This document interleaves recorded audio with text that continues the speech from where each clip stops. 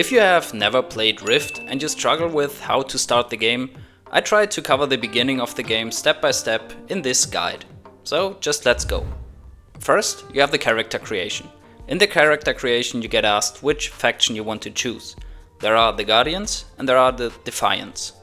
The Guardians, they are very faithful and loyal to the gods.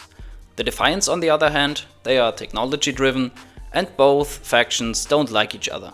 Actually, they hate each other, but you will learn that while playing the game. It is really important to note that you can play all content together, even in the late game. Only the capital cities and the starting areas for both factions are different. So even in our guild it's basically 50-50. Choose whatever you like most. Same goes for the races. Each race provides a minor race bonus or skill, but they are not really game breaking. Which races you can choose depends on the faction that you chose. For the Defiants you have Eth, Telara and Barmy. And for the Guardians you have more classic choices like Mythosians, which are basically humans, High Elves and Dwarves.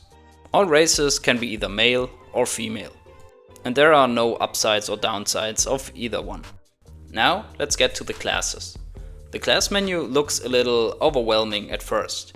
It is important to understand that in Rift you can choose a class, but within this class there are several souls. The combination of your souls and the skill points you put into each determine your playstyle and your role in the group. If you are a free-to-play player, I would highly suggest looking at the roles marked in red and avoid these classes if you want to play that red role. You can find at least one free class for each role. These roles can later be purchased in-game. Other than that, feel free to experiment with your builds in-game and pick whatever you like. It is really hard to compare the playstyle of the classes in Rift with other MMOs because it's less traditional. You can play mage or rogue tank, you can play cleric DPS, and you even can play warrior healer. And this is one thing that really makes Rift stand out. In the next step you can choose a purpose, but that is basically covered with what I said before. The purposes are predefined soul specs to make it easier for newcomers. So if you level up, your soul points are spent depending on your purpose. So if you want to keep it easy, just stick with the purpose and start experimenting later in the game if you feel comfortable. As in most other MMOs, it is usually easier to level as a DPS because it is much faster. But this is not mandatory. Now gameplay wise your character is finished. In the next step you can choose a name and customize your appearance, and then you're ready to go. You will now start in the tutorial area of the game. Both factions have different tutorials. In this tutorial the game teaches you the very basics, so movement, combat, skills, etc. So just follow it and take your time. Just in case you have never played an MMO, here are a few tips. If you press C, you can see your character and your character's gear. If you press B, you can open your backpack. Dead opponents can be looted by right-clicking, and on the minimap and on the map you always see your quest objective. When pressing P, you can see all your skills, and when pressing N, you can see your souls and your skill points that are spent into these souls. So I think with these tips you can easily get through the tutorial, even if you have never played an MMO before. At around level 6 you should be done with the tutorial and start in the open world. As a Guardian you will start in Silverwood, and as a Defiant you will start in Freemarch. Both are located in the middle of the first continent. And basically the north of the map is Guardian territory and the south of the map is Defiant territory. But you can travel across the enemy territory as well. So now after the tutorial the game opens up and becomes less streamlined. So here are a few guidelines for your further progress. If you have never played Rift before, I would highly suggest leveling in the open world. There are quests provided by NPCs and kill quests that are triggered by killing certain mobs. The mobs that trigger a kill quest have a golden symbol next to their name. Playing and questing in the open world will introduce you to the lore and to your character at a very healthy pace. But before you leave the first hub, here are a few essentials. First, always talk to the Particulum NPCs. This unlocks the Particulum and makes roaming the game world a lot easier and faster.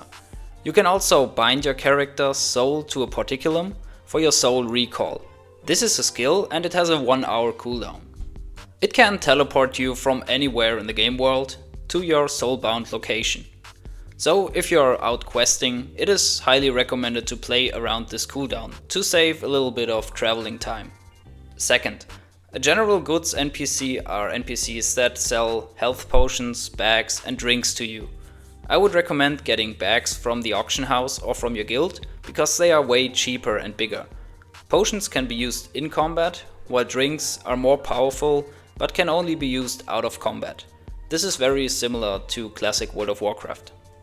And third, at the mailbox you can send goods and messages to other players even if they are not online. But probably you won't need that at the start, just in case you wonder why there is a mailbox. And now that you start questing in the open world, there are several sources for experience.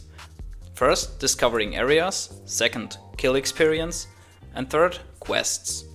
If you have an active subscription, one of your perks will be bonus experience, so you will level faster if you are subscribed, but I personally am not subscribed at the moment. It's not mandatory at all to enjoy the game. If you want to join a guild fast, just press Shift-G for the guild finder and here you can browse for a guild that suits you. If you are playing on the shard Deepwood, which is a US server, then feel free to join the fresh Rift Walkers. We are very happy to welcome you.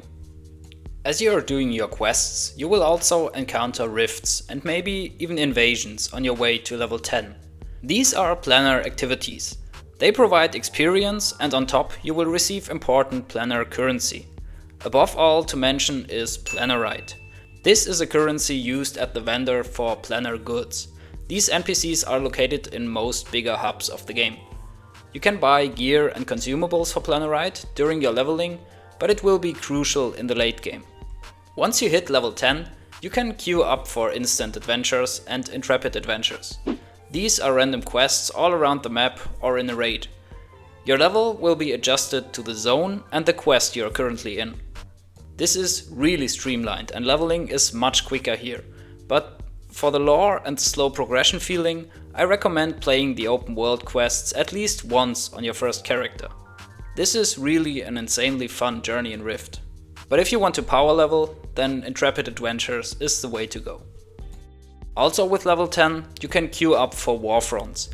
This is the PvP in Rift. But without coordinating several people across the shard, it is very hard to find a queue. And once you reach your first major city and gathered some platinum, you can buy your first mount. If you are in a guild, feel free to ask for some platinum at the beginning, because most of the guys will be willing to hand it over. These amounts won't hurt a higher level player at all. Basically, this is everything you need to know to get started in the game and to enjoy the game. For more detailed guides, check out my channel and let me know what you want to see next. See you in Telara.